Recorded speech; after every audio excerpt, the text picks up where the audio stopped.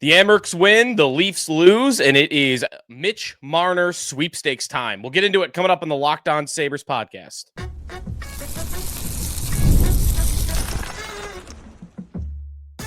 Your Locked On Sabres, your daily podcast on the Buffalo Sabres. Part of the Locked On Podcast Network, your team every day.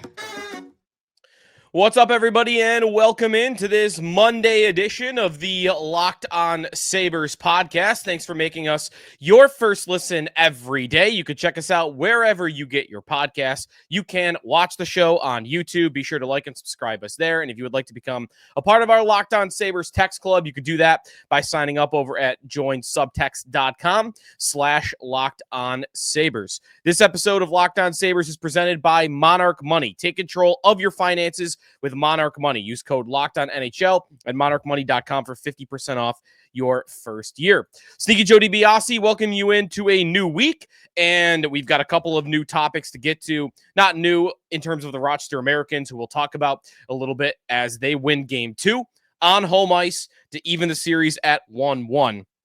And a best of 5. Now 3 games back in Laval, and this is going to be a tough slate for the Amerks, but we'll get to that a little bit later in today's show. I also got a quick word I want to mention about the Buffalo Bandits, who have a big Game 3 to win the championship on Saturday at KeyBank Center. But before we get into any of that, we have got to talk about the story of the day, not just here locally, because it has bled into Sabres Twitter and the discussion of any Sabre fan that's talking right now, but also the entire hockey world is all about Toronto did it again. No question about it. The Maple Leafs, we know who they are, and this is a team that they get to a big Game 7 on home ice. And I was telling one of my buddies yesterday, the Leafs were underdogs at home. And I'm looking at it and going, this is one of those areas, one of those types of bets that I like to go in on, where everyone assumes that you're this one way and it's going to go this certain way. And the odds reflect that. Everybody's on the other side, except for Drake, apparently. Usually I like to be on the other side of that. Usually I like to be on that side. I like to be on the Toronto side last night. But I just couldn't bring myself to do it. I cannot trust the Leafs in a Game 7 like that. We've seen them for a decade now fail in that game. And sure enough, didn't bet it. And the Leafs did what you would expect them to. Completely implode, not look ready or up to the moment, as they have looked in all 6 of these Game 7 losses with this core 4. These first round exits, this is a second round exit, never going on a deep playoff run. The Leafs have this fatal flaw, and I think there's a couple of deeper reasons why that I don't really want to get into, 20 minutes on today. But to briefly summarize it, I think the Leafs play a different style in the playoffs than they play in the regular season because they feel like they have to. But on the other hand, to me, that is, they are high flying up and down the ice, scoring a million goals. And that's how they are a great team through regular seasons. And then they get to the playoffs and they buckle down and they play more defensive. They play more conservative. They don't really allow themselves to use open ice and gain speed. Now, there's 2 ways to look at that. One, there aren't many examples of a team like that having success in the playoffs. There's a couple, though. Colorado played that way a couple of years ago and they won the Stanley Cup. But on the other hand, I would understand anybody that hears that and says, well, you have to play that way in the playoffs. And it's tough to watch Florida and not believe that, because what did you get in this Game 7 between the Leafs and the Panthers? There was only 1 penalty called, and it was a delay of game. So you had no obstruction penalties, no tripping, no hooking, no nothing like that. The game is going to be physical.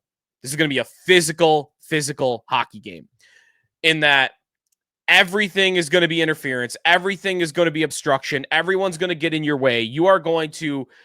there was one shift I watched of Willie Nylander in the second period. The Leafs are getting bludgeoned at this point on some of the advanced stat sheets. I don't know if they were down more than 2-0 at this point. But Willie Nylander, who is a great hockey player, super skilled, up and down the ice, very talented. And he had a shift where he didn't do anything wrong, but Puck goes in along the wall, and it's a 45-second battle. Nylander and Steven Lorentz, I believe, of the Leafs, are just digging, and the puck is up against the wall, and they're digging, and Tkachuk is one of the Florida guys, and maybe, who was the other one? Maybe it was Lundell or Nico Mikkola. And these are big dudes, and, like, you are just exhausting yourself with these board battles. And by the time the puck comes free, Willie Nylander, after 45 seconds, has got nothing left in the tank, because for that type of game, for that type of play, he's undersized. He's got to work harder to dig that puck out, to outmuscle his opponent when he's giving up 3 inches and 20, 30 pounds to his opponents. It's simple physics. He's going to be more exhausted by the end of it. And there's a lot of that going on in Toronto. So I don't mind the way that they're built. I just think if you are going to be built that way, you got to play a different style. You can't be built like a finesse team and then get to the postseason and try to play like a bully. You got to pick your lane. And I feel like for 10 years, the Leafs have been making the wrong decision on that front, that they've often been this finesse speed team. And I can't ever remember them going to the playoffs and deciding to play that way. Now, it might not work for them that way either, but I don't even feel like they've really tried it. So all of that leads to Mitch Marner burying the lead there, that Mitch Marner sweepstakes begin. He hits free agency in a little over a month. And you might have saw the clip of him screaming at his teammates in Game 7 at some point in the second period, where they are getting smoked. I mean, on the stat sheet, but through the second period, the shot attempts in the game were 76 to 33. 76 to 33 were the shot attempts at the end of 2 periods. By that point, the game is over. So third period, whatever. Marner screaming at his teammates to wake up, which I saw a lot of Leaf fans being like, really? Right message, wrong messenger. Because wake up, Mitch Marner, right? And listen, I do think he is one of these dudes that does kind of shrivel a little bit when he gets to the postseason. He has not had great postseason success in his career. I mean, he had 1 assist and no goals in these final 4 games against the Florida Panthers. I mean, they only scored 4 goals in total. But Marner didn't show up in the playoffs again here, and he's going to hit free agency, and he very much feels like, there's been reporting on this, somebody that could be looking for a change of scenery. Now, we won't get into a huge deep dive on Marner today. We're going to do that, though, leading up to free agency. In fact, we'll probably do a few. I want to address today the idea of talking about Marner and thinking about Marner if you're a Buffalo Sabres fan. Because, I'll see a little of this out there, and it's understandable, and it's probably correct. The idea of, why are you Sabre fans wasting any of your time thinking about Mitch Marner? You're not going to get him. Thinking about how, one, Terry Pagula might not even be willing to break out the checkbook to where they would get a meeting in the first place, that the Sabres might not even try to get Marner. And then even if they do try and go all out, the idea that he's going to pick Buffalo. Yes, he's a Bills fan. I know. Everyone says it. Send Josh Allen to his house, right? That's the easy follow-up that you always hear. But sure, it's not realistic to think the Sabres will get Mitch Marner. It's a pipe dream. But the way I want to express it over the next month and a half is allow yourself to dream about it.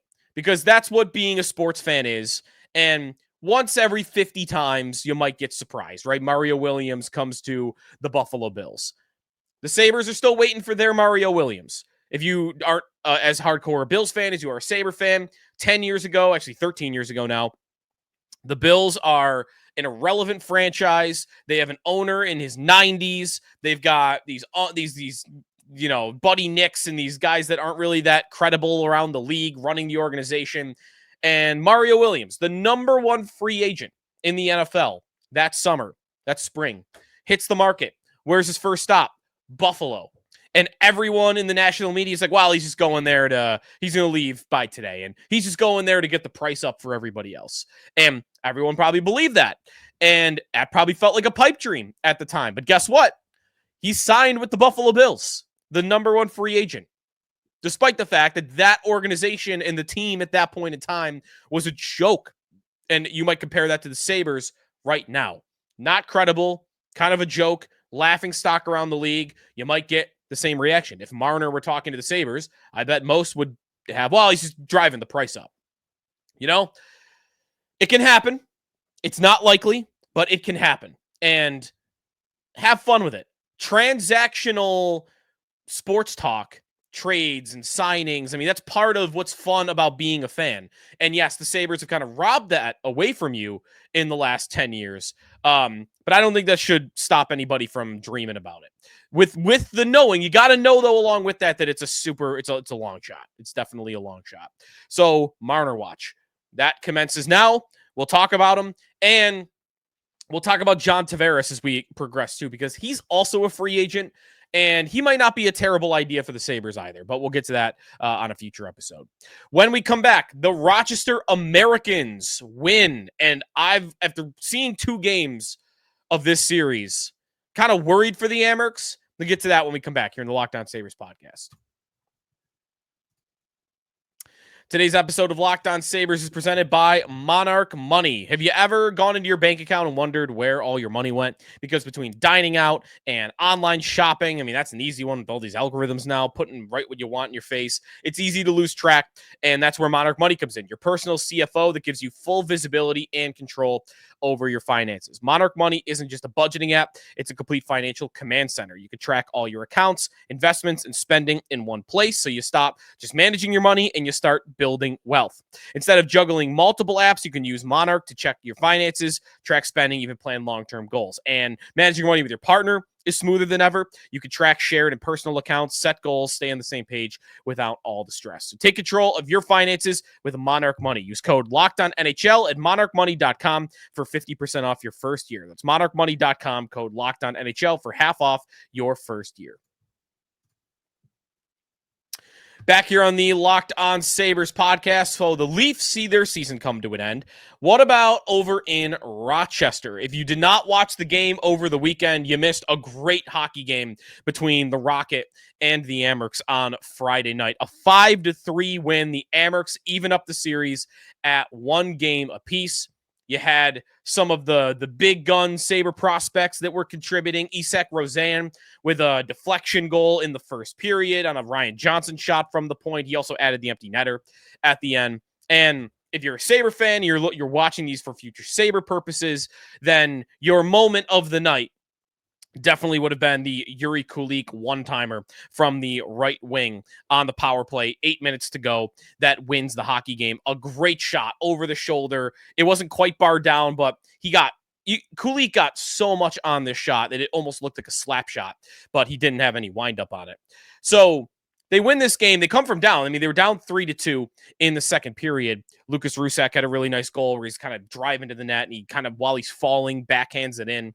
So the Amerks, pretty good effort on the overall. They outshot the Rocket by a lot. 36-19 was the final count. And this is where, I'm thinking about the Leafs actually from our last segment, and how the way I've always thought about the Leafs is they have this finesse team, but they don't really lean into it. They try to be something that they're not, and that gets them in trouble. The Amerks, without saying they're backing down, because I don't think they're backing down to a physical Laval Rocket team, who, like the Syracuse Crunch, who's a physical team, the Rocket are physical, but they have the skating on top of it. But they're big. They're mean. After every whistle, you've got the Rocket leaning on the Amerks, trying to draw them into something, trying to start scrums. I mean, the Rocket are trying to physically manhandle the Amerks, which I kind of understand. Like, they are the bigger, more physical team. They are the meaner team.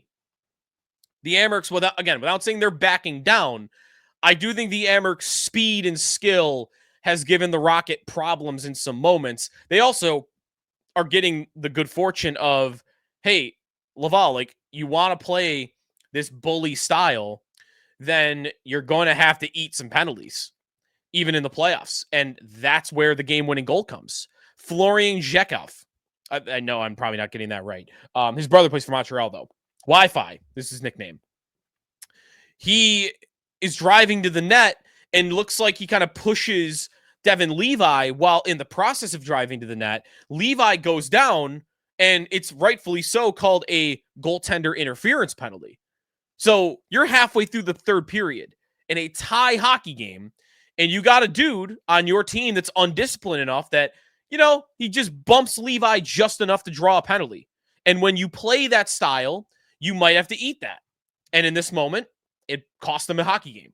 The Amerks win the game. The Amerks were playing toe-to-toe with them, and they get that penalty, and they score on that power play, that Kulich goal I talked about earlier, and it's a win for the Amerks. But to me, the Amerks are doing a good job of not letting the constant in-your-face cross-checking. I mean, Logan Mailloux had a cross-check from behind on, I think it was Lucas Rusek.